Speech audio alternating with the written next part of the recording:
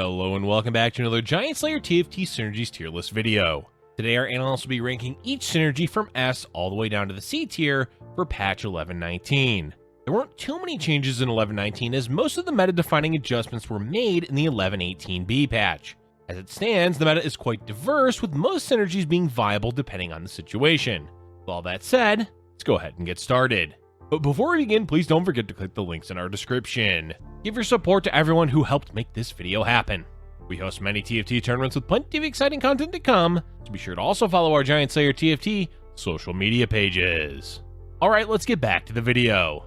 Starting off our tier list, we have the synergies in S tier, which consists of Cruel, Sentinel, Ironclad Mystic, and Revenant. While there's no outright dominant synergy in the meta, these traits in the S tier are certainly some of the best and are often part of late game boards. At the top of S tier, we have Cruel. Teemo has solidified himself in the meta as the best of the best when it comes to the late game. The main reason for Teemo's heavy presence in the late game is the fact that his ability slows down the attack speed of enemy champions by 50%. That means anytime Teemo is against any board that relies on auto-attacking, Teemo will have the advantage. And most of the meta is about auto-attacking champions. There's Draven, Aphelios, Lucian, Yasuo, Kled, Riven, Akshan, and even a few others, all of which do damage mainly from auto-attacking. Of course, there's no guarantee Teemo will hit them with his mushrooms because the targeting is random, but it's certainly a high enough chance. Also, Cruel can squeak out a round win from the jaws of defeat, saving precious health in the later stages of the game. With all that said, it's worth noting Teemo isn't viable every game as he costs health, but his impact is great enough that Cruel warrants a spot in the S tier. Moving on, we have Sentinel. Lucian and Sentinel are by far the most consistent composition in the game. 6 Sentinel is easy to put together, it buffs Lucian's damage by increasing his attack speed, and provides crucial survivability with a shield on allies with low health. Plus, Sentinel gives access to Galio, one of the best frontliners, and Akshan, one of the best late game champions. Throughout the game, Sentinel is a viable option even if players end up pivoting off of it later. As usual, we have the pair of splash traits in the S tier, Ironclad and Mystic. While both of these synergies have lost a bit of priority, they're still by far the best splash traits in the game. Players won't always need to utilize them, but the fact that they're there as an option will keep them relevant for the rest of the set. And lastly, we have Revenant returning to the S tier. We thought about it, and having a look at how the meta forms towards the late game, Revenants are still extremely relevant. No, they aren't the only late game frontline, but for a lot of compositions and cap boards, they are the most common. Turns out that Volibear and Ivern are still a scary CC duo, and Fiddlesticks does a surprising amount of damage, especially if he has leftover items or emblems given to him. Let's now move on to the A tier. This tier consists of Legionnaire, Abomination, Dawnbringer, Ranger, Invoker, Knights, Hellion, Spellweaver, and Cavalier. These are the bread and butter synergies of the meta. All of them are played relatively frequently depending on the lobby and composition. With recent buffs to Draven, Legionnaire takes the center stage of A tier. Legionnaire has already been on the up and up, especially after the domination of Yasuo during the first half of 11.18. But even after those nerfs, Yasuo is still doing well, as is Riven as a mid-game carry, and then the late game, there's Draven. And Draven is the big story of the meta, finally becoming a solid AD carry. Really, at any point of the game, it's possible to run a Legionnaire-focused board, whether that's close to Aatrox, Riven Dawnbringer, Yasuo Nightbringer, or Draven. The only issue is Kayle is struggling to do well, so ultra late game for Legionnaire tends to cap out on Draven, or a 3-star 3 cost. Next up is the staple of A tier, Abomination. Abomination continues to be the best way to run an AP comp since it provides a stable early and mid-game board to work with.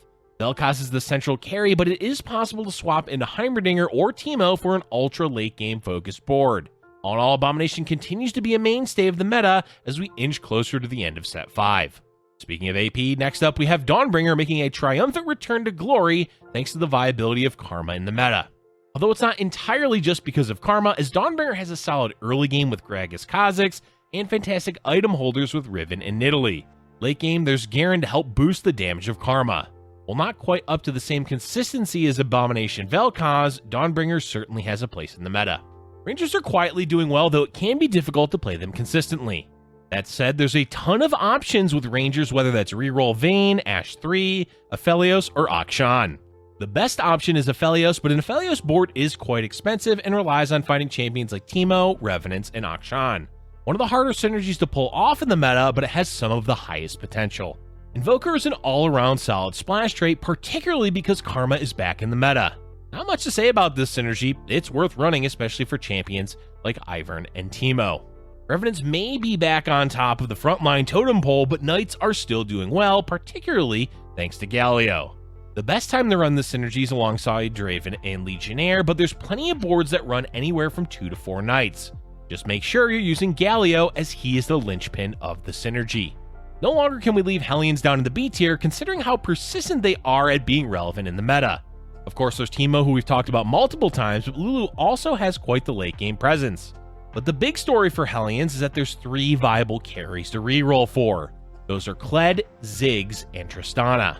By no means is it viable to force reroll Hellions every game, but the chances of doing well with them when you have a good opening is quite high. Ziggs 3 being a viable carry opens the door for Spellweavers in the meta, alongside Vel'Koz, of course. Plus, Spellweaver is one of the best synergies to have an emblem of, because the higher tiers of the synergy are ridiculously powerful. Spellweaver emblem is also amazing on champions like Fiddlesticks and Gwen, both of which fit naturally into a board running Vel'Koz. And lastly, we have Cavalier. Rel, as usual, single-handedly carries this synergy, but the main reason we have it in the A tier is because of the Cavalier emblem. Give this to Jax or Yasuo, and those two will become hyper carries that won't die. It's a bit niche, but the potency of it is enough to earn Cavaliers a spot in this tier. Next, we move on to the B tier. This tier consists of Nightbringer, Skirmisher, Forgotten, Brawler, Victorious, Caretaker, Inanimate, Cannoneer, and Assassin. These are slightly weaker traits in the A tier, but still have a place in the meta. Nightbringer takes the lead in the B tier as the primary way to run Yasuo in the current meta. While Yasuo is still viable, his viability is certainly less than it was previous to the 11.18b patch. Phelios also utilizes Nightbringer, but is far less reliant on it. Since this synergy currently relies on Yasuo to do well, it fits snugly at the top of the B tier. Skirmisher is practically the same as always. It's amazing early game, does well through stages 3 and 4, then falls off heavily after that. It isn't being helped by the fact that Jax is not doing so well in the meta as previously. So all in all, still about the same as always, just less Jaxes running around. Even though Draven is doing well, Forgotten isn't all that common in the meta. Because of Draven, it remains relevant, but it's by no means a necessity for him to carry. Mainly it's used for outlier comps like Vayne Reroll or Misfortune. It's still useful enough for Draven, but not to be further down the list, but definitely nowhere near as important as Legionnaire. Much like Skirmishers, Brawlers are in the same spot as always. Great early game thanks to Gragas and Nunu, alright towards the mid game, and then they massively fall off in stage 4 and beyond. The saving grace for this synergy is how effective it is in the early rounds of the game, as having more health increases the efficiency of early defensive items. We're being generous by moving Victorious up in the tier list, mainly because Garen is relevant in the meta thanks to Dawnbringer. It's still not that great of a synergy, but hey, Garen is doing well, so we can't knock it too much. Unfortunately, the recent round of buffs still wasn't enough to push Caretaker, or Heimerdinger, further up the list. What it mainly did was make him a viable option in the late game again, though you still need to 2-star him for his ability to be at all effective. Heimerdinger is definitely doing better than the previous meta, but may need a bit more love in the next patch to return to glory as a consistent late game carry. Comparatively to Heimerdinger, Gwen is amazing, but Inanimate is still struggling to be all that useful. Sure, it's helpful, but it's just too short of an area and duration to really have an impact on the round.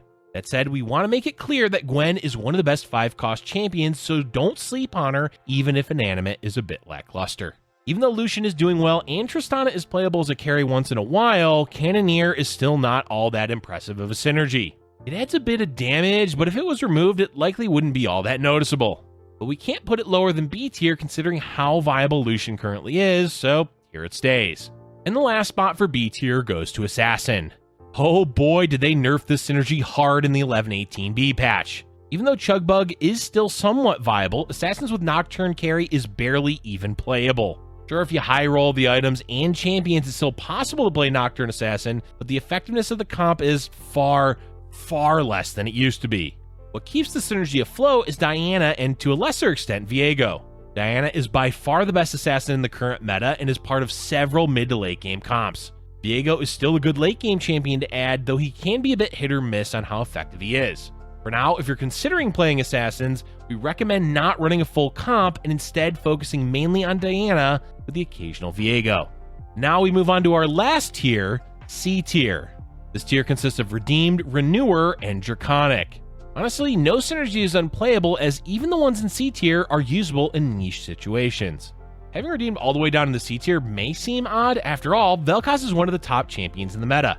But even though several redeemed champions are doing well, redeemed as a synergy isn't all that commonplace in the meta. Vel'Koz goes with Abomination, Rel with Ironclad, Syndra for Invoker, and Kayle is barely played anymore even as a late game carry. That leaves redeemed in an awkward place in the meta. Of course, it's worth noting that redeemed is one meta shift away from being relevant again. Whether that's redeemed taking over for Vel'Koz as the primary trait, or Kayle making her way back into the meta.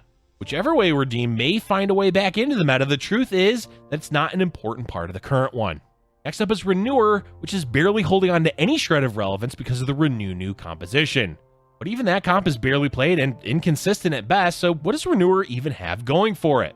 Mostly a presence in the late game because of Ivern and Heimerdinger, but Heimerdinger isn't even that common of a carry. Unfortunately, Renewer just suffers from being irrelevant as a 2-piece synergy, and no consistent composition ever utilizes for.